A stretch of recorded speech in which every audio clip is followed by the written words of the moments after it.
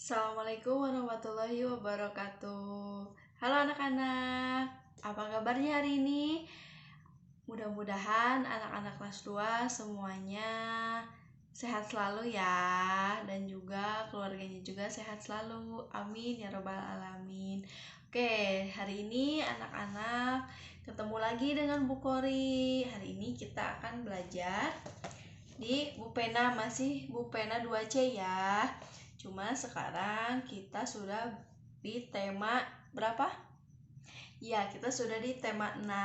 Nah, Bu Kori akan menjelaskan tentang bahasa Indonesia, kemudian matematikanya, kemudian ada juga SBDP-nya. Nah, untuk itu kita belajar bersama-sama ya. Anak-anak boleh disiapkan dulu buku penanya dan juga alat tulisnya ya. Nah, kita akan belajar matematikanya dulu ya. Anak-anak boleh buka halaman 122. Ini ya. Ini. Nah, sekarang kita akan belajar tentang menentukan timbangan yang tepat untuk mengukur berat benda. Nah, anak-anak tahu nggak ada berapa macam timbangan? Ada yang hafal 1, 2, 3 ya, atau mungkin lebih. Nah, di sini ternyata timbangan itu banyak banget macamnya. Nah, kemudian selain banyak macamnya, timbangan juga ternyata berbeda-beda fungsinya atau kegunaannya. Nah, anak-anak belum tahu kan apa kegunaan atau fungsinya? Nah, yuk kita sama-sama belajar ya. Nah, di sini gambar pertama, ini ada timbangan apa ya? Ya, ini disebut dengan timbangan kue. Nah, timbangan kue ini fungsinya itu atau kegunaannya itu sebagai alat yang biasa untuk menimbang bahan-bahan kue. Contohnya seperti tepung terigu, kemudian gula pasir ya, dan juga kacang bisa. Nah, itu timbangan kue ya. Biasanya di rumah-rumah pasti ada biasanya, tapi tidak semua orang punya ya. Nah, selanjutnya yang kedua ini. Ya, ini ada timbangan apa? Pasti anak-anak sudah tidak asing lagi dengan ini. Ya, ini namanya adalah timbangan pasar. Pasti anak-anak dari dulu sudah pernah ya, sudah sering melihat timbangan seperti ini. Nah, ini namanya timbangan pasar. Timbangan pasar juga disebut timbangan bebek ya. Nah, fungsi dari timbangan pasar ini biasanya untuk menimbang apa? Telur, kemudian gula pasir juga bisa, kemudian beras, tepung terigu bisa. Nah, tadi timbangan pasar itu bisa juga untuk menimbang beras ya, telur, kemudian minyak goreng juga bisa. Nah, itu timbangan pasar. Kemudian timbangan pasar itu pastinya biasanya ada di pasar juga, tapi biasanya ada di warung-warung juga. Nah, timbangan pasar ini. Nah, untuk timbangan pasar ini, timbangan ini dapat menimbang barang atau benda yang lebih banyak dari timbangan kue ya. Itu perbedaannya.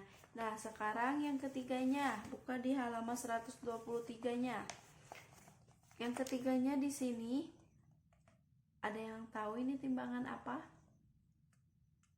Ya, ini adalah namanya timbangan digital ya. Timbangan digital ini biasanya ada di warung, kemudian di pasar juga ada. Nah, timbangan ini tuh menggunakan listrik. Jadi seperti HP. Kalau baterainya habis, kemudian dicas. Nah, sama seperti HP seperti itu. Kemudian timbangan digital itu kelebihannya hasil pengukurannya itu lebih akurat atau lebih pasti atau lebih teliti dibandingkan timbangan pasar ya. karena di sini ada angkanya, dibanding timbangan pasar kan nggak ada. Nah, kemudian timbangan digital ini biasanya digunakan untuk menimbang buah, kemudian daging, sayuran ataupun ikan. Nah, misal buah, ada 2 buah apel. Nah, dengan menggunakan timbangan digital ini pastinya hasil dari penimbangannya itu, hasil dari pengukurannya itu lebih akurat ya dibandingkan timbangan pasar.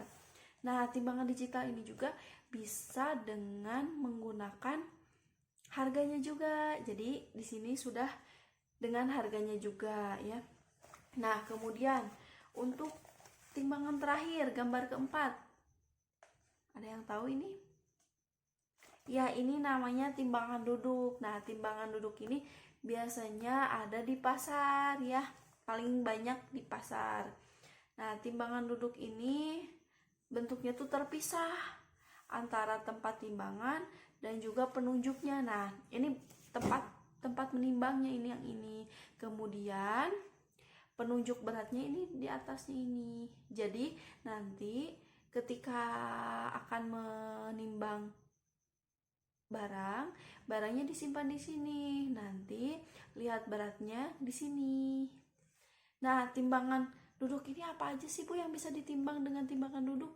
Banyak, bisa beras. Nah, beras, kemudian tepung terigu. Bu, tadi kan tepung terigu bisa di timbangan kue, iya bisa. Nah, kalau untuk di timbangan duduk ini barang-barangnya itu yang berat, seperti misalnya berasnya itu 1 karung, kemudian tepung terigunya juga 1 karung. Nah, minyaknya misal 1 jerigen. Nah, itu menggunakan timbangan duduk. Jadi timbangan duduk ini tuh alat untuk menimbang sesuatu dalam ukuran yang besar ya, seperti tadi beras dalam 1 karung seperti itu. Nah, untuk matematikanya sudah selesai. Tadi ada berapa macam timbangan? Ada 4 ya.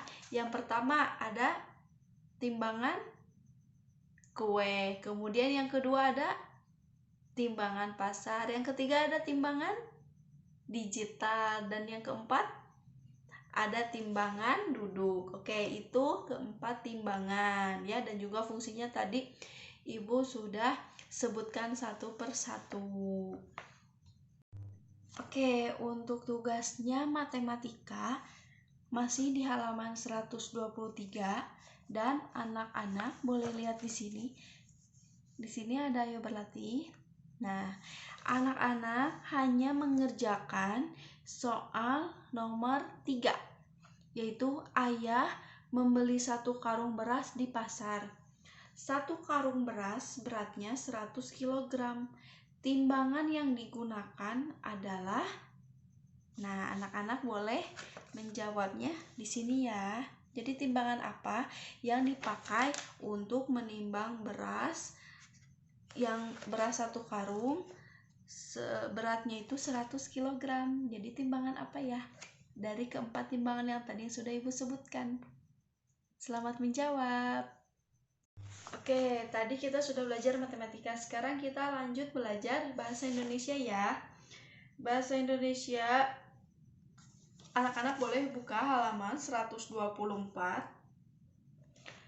Di sini paling atas ada aturan penggunaan huruf kapital pada teks. Nah, Ibu mau tanya, huruf kapital itu apa ya? Ya, huruf kapital itu huruf besar ya. Jadi di sini Ibu akan menjelaskan penggunaan huruf kapital yang tepat itu untuk apa ya. Jadi tidak sembarangan anak-anak menulis huruf kapital. Oke, sekarang huruf kapital pada teks dulu ya. Nah, di sini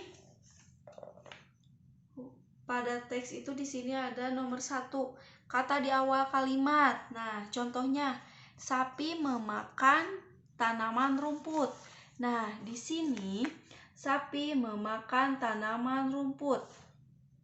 Ya, di sini awal kalimatnya tuh besar, berarti di sini huruf S-nya besar nih. Huruf S yang ditebalkan ya. Ini huruf besar karena ada pada awal kalimat teks. Kemudian nomor 2, kata pada judul teks ya. Contohnya, Daur hidup kupu-kupu. Jadi depannya aja ya yang huruf kapital D, H, K sama K. Nah, Bu, kenapa ini semuanya huruf besar awalnya? Karena ini judul teks. Jadi kalau judul semua awalnya itu harus besar ya. Kemudian ketiga, nama orang. Nih contohnya ada Dedi, kemudian ada Made, Komang, Lani. Nah, jadi di sini Dedi D-nya besar karena nama orang, Made M-nya juga besar nama orang, kemudian ada Komang K-nya besar karena nama orang, dan juga Lani L-nya besar karena nama orang. Jadi nama orang itu semuanya awalnya tuh huruf kapital ya atau huruf besar. Kemudian terakhir, nama bulan dan hari. Contohnya ini. Januari J-nya besar karena nama bulan. Kemudian Februari F-nya besar. Kemudian ini hari, ada Senin S-nya besar. Kemudian Kamis K-nya besar. Nah, di sini Ibu sudah jelaskan aturan penggunaan huruf kapital pada teks tadi awal kalimat. Jadi awal kalimat awalnya itu harus besar ya. Kemudian judul teks semuanya harus besar awal-awalnya aja ya. Kemudian nama orang awalnya harus besar. Nama bulan awalnya juga harus besar. Kemudian nama hari ya sama awalnya juga harus besar. Nah, sekarang anak-anak boleh melanjutkan di halaman 130. Udah dibuka buku halaman 130-nya? Oke, sekarang kita lanjut penggunaan huruf kapital pada nama bulan. Nah, nama bulan sekarang. Contohnya di sini. Tadi sudah ya nama bulannya ya. Di sini ada contoh dengan penggunaan huruf tegak bersambung ya. Nah, di sini Dedi dan adiknya memelihara ikan pada bulan Januari. Nah, di sini huruf J-nya itu besar karena nama bulan. Kemudian, telur ayam milik Pak Joko akan menetas pada bulan Mei. Nah, di sini Mei-nya M-nya besar karena nama bulan. Selain itu, ada Pak Joko, nama orang. Jadi P sama J-nya besar juga ya. Kemudian di sini awal kalimat huruf T-nya besar juga ya. Dan yang tadi ini Dedi, D-nya huruf kapital yang huruf besar karena D ini merupakan nama orang, kemudian awal kalimat. Oke, selanjutnya anak-anak boleh membuka buku halaman 133. Nah, tadi di awal di aturan penggunaan huruf kapital pada teks udah ada ya, huruf kapital pada nama orang ya. Nih, di sini ada contohnya lagi. Dedi dan Made membeli ikan hias di toko. Nah, di sini Dedi ini D-nya huruf besar. Karena apa? Karena Dedi di sini nama orang, kemudian awal kalimat juga. Jadi ini masih sama seperti aturan huruf kapital pada teks yang tadi Ibu sudah sebutkan di awal ya. Kemudian nah, di sini anak-anak selanjutnya boleh buka halaman 136. Di sini ada penggunaan huruf kapital di awal kalimat. Jadi di sini nih contohnya. Kemarin sore, Benny dan ayahnya mencuci kandang ayam. Nah, di sini mana nih yang harus menggunakan huruf kapital? Di sini ada kemarin, berarti huruf kapitalnya itu K ya, karena awal kalimat. Kemudian di sini yang yang dikasih huruf tebal seperti ini. Beni, Beni itu B-nya besar. Kenapa? Karena Beni ini adalah nama orang. Kemudian satu lagi. Dayu gemar memberi wortel pada kelincinya. Nah, di sini coba anak-anak lihat mana kalimat yang ditebalkan. Ya, ini Dayu. Kenapa Dayu ditebalkan? Karena Dayu itu awal kalimat. Selain awal kalimat, Dayu juga merupakan nama orang. Jadi huruf D-nya itu huruf kapital.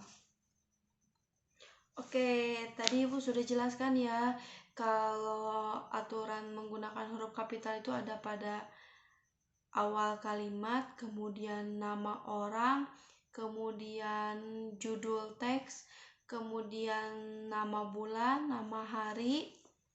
Nah, untuk tugas bahasa Indonesianya, anak-anak boleh lihat halaman 130. Ini, ayo berlatih yang ini.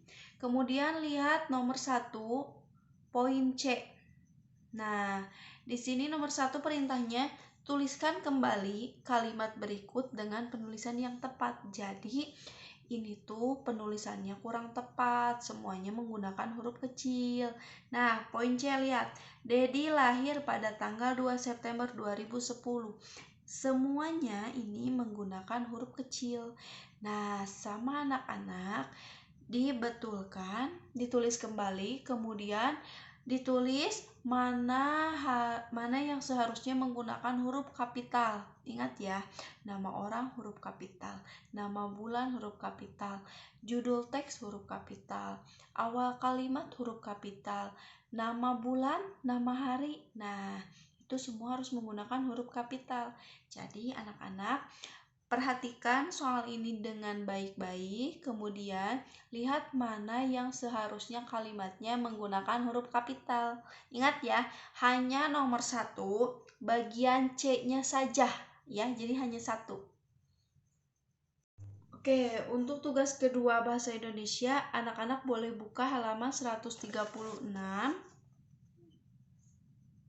Nah, anak-anak coba lihat nomor 2 di ayo berlatih ini, nomor 2. Kemudian di sini perintahnya, susunlah kata-kata berikut dimulai dari kata dicetak tebal menjadi kalimat yang padu. Tuliskan kembali menggunakan huruf tegak bersambung dan huruf kapital yang benar. Nah, anak-anak hanya mengerjakan poin A-nya saja yang ini. Jadi di sini A, memelihara ayam, lani, dan betina, jantan. Jadi tugasnya untuk halaman 136, anak-anak tulis kembali. Jadi untuk tugas halaman 136, anak-anak menyusun kata-kata ini kan kata-katanya diacak ya. Nah, sama anak-anak disusun dengan tepat dan juga benar dengan menggunakan huruf tegak bersambung. Kemudian jangan lupa huruf kapital yang benar itu yang mana saja, karena ini semua menggunakan huruf kecil ya. Jangan lupa disusun dengan tulisan tegak bersambung dan juga dibetulkan huruf kapitalnya. Oke? Selamat mengerjakan. Oke, tadi kita sudah belajar bahasa Indonesia ya, yaitu aturan menggunakan huruf kapital. Nah, sekarang kita belajar SBDP-nya terakhir. Nah, anak-anak boleh dibuka halaman 119 yang ini. Nah, di sini kita akan belajar mengidentifikasi arah gerak ya. Jadi setiap gerakan itu memiliki arah ya. Nah, ada gerakan ke kiri, kemudian ada gerakan juga ke kanan, kemudian ke atas. Kalau ada ke atas berarti ada ke bawah. Nah, itu. Nah, di sini anak-anak boleh perhatikan bukunya. Di sini gambar pertama apa ya ini? Di sini menirukan gerakan pohon ke arah kiri. Jadi menirukan pohon ke arah kiri. Jadi seperti ini ke sini ke kiri. Nah, seperti itu ya. Kemudian ini gambar kedua. Ada menirukan gerak kelinci meloncat ke arah kanan. Jadi gerakannya itu seperti kelinci meloncatnya, kemudian menuju ke arah kanan ya. Nah, itu. Kemudian yang ketiga, ini. Di sini menirukan gerakan ayam mematuk ke arah kiri. Jadi seperti ini.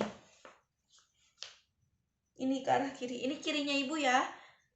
Nah, ini itu contoh menirukan gerak ayam mematuk ke arah kiri.